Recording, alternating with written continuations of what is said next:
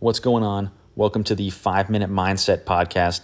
I'm your host, Dr. Colton Olson, and on this podcast, we spend about 5 minutes, I say about 5, give or take a couple sometimes, breaking down and teaching you to apply psychological concepts that world-class athletes, CEOs, coaches, and elite military units use to take their performance to the next level. The key word here is apply. I don't want you to come here and just get a bunch of information and not know how to use it. I want you to leave here every day feeling like you have something in your hands that you can use right away to improve your life. Let's get to it.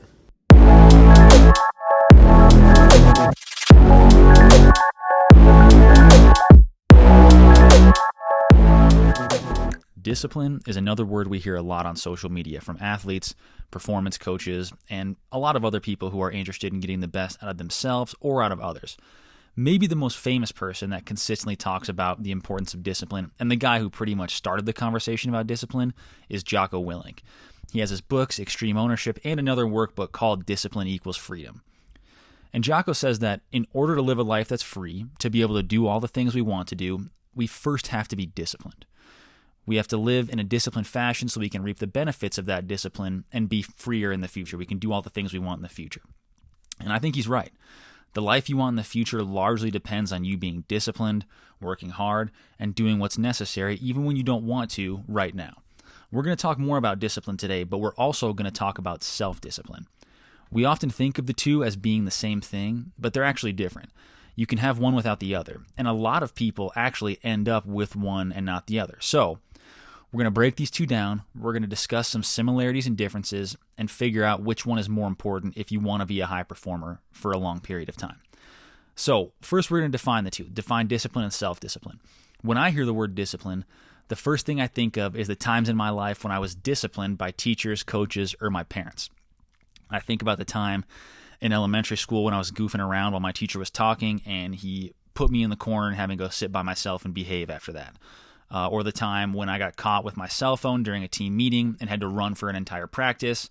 Or another time when I broke curfew and then had my cell phone privileges revoked. A lot of cell phone issues there. But either way, we often equate discipline with getting in trouble. We're disciplined because we broke some rules or we acted in an inappropriate way. When you think about it though, what's the goal of disciplinary action like having to run or losing your phone for a week? The goal is to bring your behavior back under control. It's to get you to act in a more controlled or systematic fashion. And that's what discipline is. Discipline is acting in a controlled, systematic manner so you can accomplish what you want to do and what you're required to do. Discipline's more about external goals. It's about behaving in a certain way so that you can achieve a certain objective. For example, maybe your objective is to lose weight. If you want to lose weight, you will have to control your behavior in regard to eating, drinking, and exercise. You're going to have to be disciplined.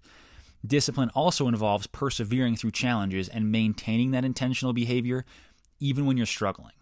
So when you want to stop doing the things that are hard but are required to get what you want, you got to keep going. That's discipline. So discipline's just acting in a systematic fashion in order to achieve an objective. Self-discipline is more about controlling your impulses or resisting temptation. It's about you, hence the self. To stick with the weight loss example, you'll have to show self-discipline in certain moments when you want to stray from your diet and eat a pint of ice cream before bed. If you have self-discipline, you'd be able to resist that momentary craving and stick to the plan. Another example of self-discipline would be controlling your emotions when somebody wrongs you or you feel like you've been treated in an unjust fashion. Emotional responses are impulses. So controlling those emotions is a sign of self-discipline too. So, all right, discipline is about consistently aligning your behavior with the external goals or objectives you have and persevering through those challenges you're going to face. And self-discipline is about controlling impulses or temptation you face on a daily basis. Again, it seems like they go hand in hand, and that you'd think if someone's disciplined, they would also be self-disciplined and vice versa. But that's not actually the case. An example of someone very famous and very successful who was disciplined but not self-disciplined is Elvis Presley. Elvis was exceptionally disciplined when it came to his music career. He was dedicated, he was persistent, he was creative, and he gave world-class performances all the time. He was the guy. He was the best guy. But he also struggled in a big way with drug addiction. So he was able to keep his behavior consistent and oriented toward a goal, but he wasn't able to control those immediate impulses or battle that immediate temptation. And on the other hand, I've known plenty of people in my own life who were self-disciplined but not disciplined. They were able to get themselves up, get out of bed early in the morning, go to the gym every day, eat a good diet, but they couldn't graduate from college. They controlled those immediate impulses and they stayed in shape, but they couldn't persevere and follow through on that ultimate goal of graduating. But what's the point here? If you had to pick one, should you focus on being disciplined or self-disciplined? It's sort of a trick question. You don't have to pick one. Most of the times in life, you don't have to pick one or the other. You should flex both of these muscles as often as you can. They're both skills. You may have a certain amount of discipline right now, but you can always strengthen that discipline. So flex those muscles as often as you can. Personally, I believe that long-term discipline ends up leading to more success than just self-discipline, because if you're disciplined, you're consistent and you finish what you start, which ends up making you better than most people. Most people don't finish what they start. Self-discipline is important so that you don't become a disciplined loser, which is a great term. A disciplined loser is someone who's accomplished goals but has a life that's in shambles, right? They don't have any impulse control. They're a disciplined loser.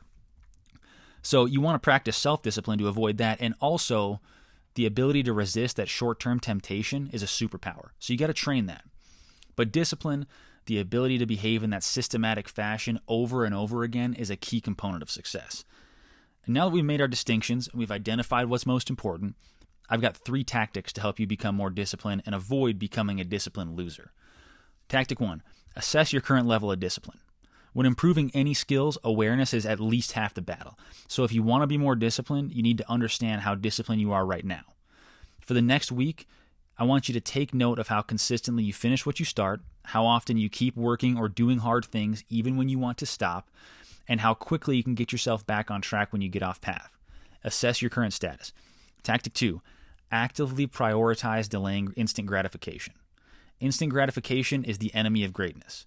Make it a point over the next week to resist your desire for short-term satisfaction. Work for the long-term reward. And tactic 3, find a new hard thing to start doing this week.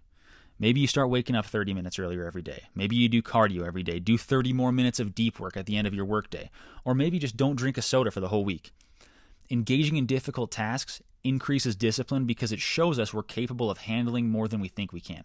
So go find some new challenges. Don't be a disciplined loser. That's all we've got for today. If you enjoy the podcast, please subscribe, leave a review, and I'll see you back here next time on 5 Minute Mindset.